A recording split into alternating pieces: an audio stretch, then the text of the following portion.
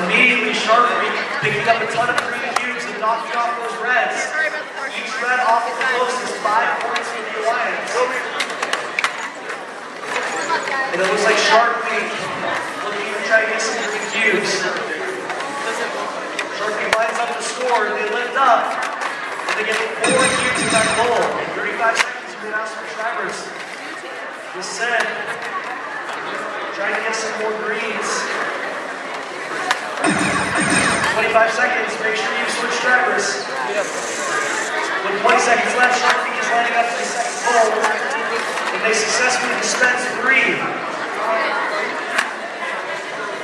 With 10 seconds left, we're going to see if any of these teams can fill the last goal or successfully get a park. With 5 seconds left, Shark Week looking like they may have gotten a park as time expires.